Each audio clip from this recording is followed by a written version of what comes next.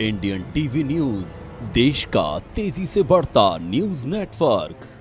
आप देख रहे हैं इंडियन टीवी न्यूज़ और इंडियन टीवी न्यूज़ से मैं अनिल दिनेश्वर। आज पूरा देश 13वां मतदाता दिवस मना रहा है और हम खड़े हैं अभी ऐसी जगह में जहां पे बोर्ड टंगा हुआ है और आगे की जानकारी हम और बताएंगे अभी आपको। उनका नियमितीकरण किया जाए। प्रदेश की सरकार ने इस मामले में अनेक बार हम लोगों को आश्वासन दिया है। अनेक प्रकार से हम लोगों को विभिन्न माध्यमों से यह सुनिश्चित किया गया है कि कई बार हम बहुत जल्दी ही संविदा कर्मचारियों का सबलीकरण और जो संविदा कर्मचारी है उनका नियमितीकरण शीघ्र कर देंगे। इस वायदे को पूरा न करने के कारण हम लोग यहाँ पे हड़ताल पर हैं और इस हड़ताल को आज 5वां दिन हो गया है। सरकार इस ओर कोई ध्यान नहीं दे रही है और उपस्थित जो हमारे साथियों में बहुत आक्रोश है और पूरी बिजली की व्यवस्था इस समय चरमराई हुई है, लेकिन प्रदेश की सरकार इन बातों पर कोई ध्यान नहीं दे रही। ऊर्जा मंत्री और प्रमुख रूप से ऊर्जा सचिव इन सब बातों पे कहीं न कहीं हीला हवाली कर रहे हैं। हमारा सरकार से निवेदन है कि शीघ्र संविदा कर्मचारियों का नियमितीकरण और आउटसोर्स कर्मचारियों का सबलीकरण किया जाए ताकि आउटसोर्स का शोषण रोका जा सके और विद्युत की व्यवस्था प्रदेश में सुदृढ़ हो सके। इसी के लिए हम लोग आंदोलन कर रहे हैं। एक बार फिर सभी आउटसोर्स और संविदा कर्मचारियों की ओर से हम प्रदेश की सरकार और प्रदेश के मुखिया से निवेदन करते हैं कि शीघ्र हमको बुलाकर बात करें और बात करने के बाद हमारी मांगों को शीघ्र पूरा करेंगे। इस आश्वासन के साथ हम अपनी बात को यहीं पे विराम देते हैं और ये आंदोलन निरंतर जारी रहेगा जब तक कि हमारी मांगों के ऊपर कोई सहमति नहीं बन पाती। सर एक और सवाल आपसे कि अभी एक और सवाल ये उठ रहा है कि यहाँ पे इनको प्रताड़ित करने के लिए कई तरह के प्रयास किए जा रहे हैं। हाँ, ये जरूर बात है कि हमारे जो उच्च अधिकारी हैं वो हमारे साथियों को या ऊपर से जो प्रेशर आ रहा है उसके कारण टर्मिनेशन लेटर जो कंपनी यहाँ ठेका ली हुई है वो सर्विस ब्रेक करने की बात कर रही है। ये जरूर हो रहा है और सबको व्हाट्सएप के माध्यम से ये पत्र भेजे जा रहे हैं। अनर्गल आरोप हमारे साथियों के ऊपर लगाए जा रहे हैं कि आप लोग बिजली बंद कर रहे हैं। ऐसा कोई उपाय नहीं है। सभी कर्मचारी इस मंडल आउटसोर्स कर्मचारी इस मंडल परिसर के यहाँ पे बैठे हुए हैं। किसी भी प्रकार से कोई व्यवधान नहीं किया जाए। एक और बात बीच में एक और बात उठ के आ रही है कि ये कर्मचारियों को परेशान करके को निकाल दिया जाता है। जो नए कर्मचारी आते हैं उनसे 40-30 हज़ार रुपये लेकर के नई भर्ती की जाती है। कितनी सच्चाई? हाँ, इसमें कुछ तो सच्चाई है, लेकिन जो कर्मचारी को निकाला जाता है और जो नए कर्मचारी को आता है तो ये जो कंपनी जिसने ठेका लिए ये उसका मैटर रहता है और ये आपस में अपनी चर्चा करके और जो कर्मचारी यहाँ देते हैं उनसे लेन देन की बात होती रहती है। ये बात में बहुत कुछ सत्यता है। सर, आज आपके कांग्रेस के जिलाध्यक्ष यहाँ पे आए थे पप्पू खुराना जी, वही बहुत सारे मामलों में वो खुद घिरे हुए हैं। क्या आपको लगता है कि आपको न्याय दिला पाएंगे?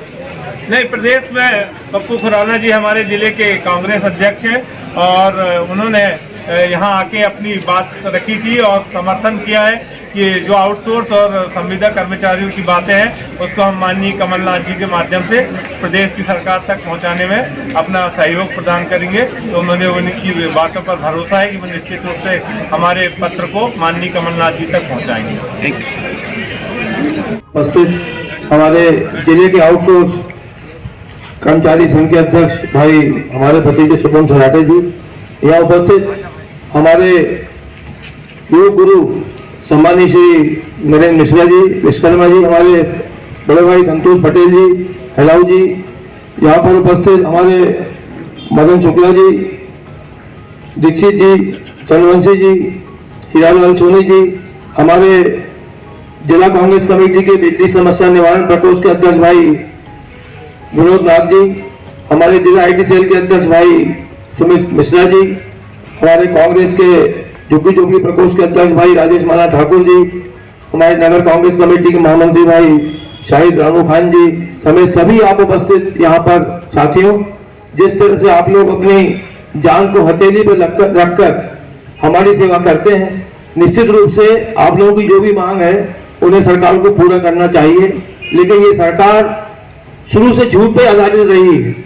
कब से बोलते आ रहे हैं ये लोग, हम संविदा कर्मियों को नियमित करेंगे। हम आउटसोर्स होता क्या है? आउटसोर्स का मतलब ये होता है कि आपने एक बड़ी संख्या में लोगों को किसी ठेकेदार के अधीन शोषित होने के लिए, प्रताड़ित होने के लिए रख दिया। क्योंकि कोई भी व्यक्ति यदि आउटसोर्स में जब कोई टेंडर होगा, कोई यदि काम लेगा, तो वो बताए तो वहां पे ये जाता है कि भाई हमारा जो है कुशल व्यक्ति के लिए या कुशल व्यक्ति के लिए ये पे स्केल, हम इस हिसाब से पैसा देंगे। लेकिन जब जिसको जो ठेका लेता है वो भी कमाने के लिए लेता है पैसा, तो वो फिर उसमें से कटौती करके लोगों को, मान लो वहां से 10,000 मिल रहा है तो 8,000 देगा या 6,000 देगा, किसी को 5,000 देगा। तो इस तरह से जो शोषण आप लोगों का हो रहा है। माननीय कमलनाथ जी ने पहले भी आश्वासन दिया था, लेकिन किन्हीं कारणों से 15 महीने में सरकार कांग्रेस की हमारी गिर गई और वो आपका ये वादा पूरा नहीं कर पाए। इस बार पुनः उन्होंने ये बात कही है कि जितने भी हमारे संविदा कर्मी हैं, जितने भी हमारे आउटसोर्स कर्मी हैं, उन सबको हम नियमित करने का पूरा प्रयास करेंगे। और निश्चित रूप से ये काम होना भी चाहिए, क्योंकि किसी भी सरकार का ये दायित्व होता है कि उसकी राज्य में उसके जो शासकीय कर्मचारी हैं उनको वो पूरे लाभ मिले जो नियमित कर्मचारी को मिल रहे हैं। लेकिन न संविदा कर्मचारी को वो लाभ मिलते हैं, न आउटसोर्स कर्मचारी को लाभ मिलते हैं। जैसे कभी शुभम सराठे जी बोल रहे थे कि भैया किसी की डेथ हो जाती है, किसी की मृत्यु हो जाती है, तो कुछ देखने नहीं आता। ये तो बहुत ही अमानवीय कृत्य है।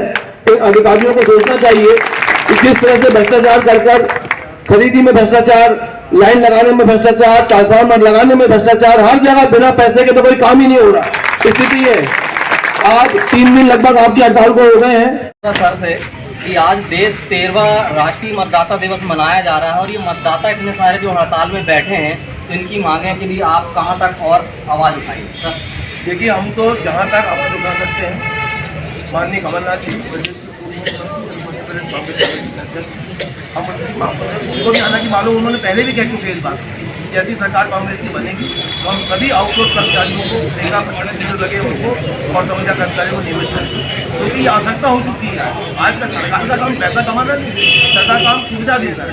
आप तो बड़ी बड़ी करते हैं, एक आए प्रधानमंत्री 2 करोड़ नौकरी देंगे, ऐसी नौकरी दे रहे हैं, उनके साथ शोषण हो रहा बेचारों। आज इनको जिनको 15,000 20,000 तनख्वाह मिलना चाहिए, इन्हें 8 करोड़ 9,000 में काम करना पड़ता है। तो शोषण जो है, शोषण के खिलाफ जहाँ तक हो सकेगा वहाँ तक हम आवाज़ उठाएंगे। तो अगर आपकी सरकार राज्य में आती है, ये जो ठेकेदारी पद्धति चल रही है, तो क्या इसके खिलाफ आप बंद का आह्वान शुरुआत मैं आपसे पहले बोल रहा हूँ कि बात कह चुके हैं कि कांग्रेस सरकार आती है तो जितनी भी ठेका पद्धति आउटसोर्स कर्मचारी जो है और जो संविदा कर्मचारी है, इन सबको नियमित करने का काम करेंगे। तो ये थे कांग्रेस पार्टी के अध्यक्ष श्री नीला के, जिनसे हमने बात की और चर्चा की, तो इन्होंने बहुत सारे सवालों के जवाब दिए। इंडियन टीवी न्यूज, देश का तेजी से बढ़ता न्यूज नेटवर्क।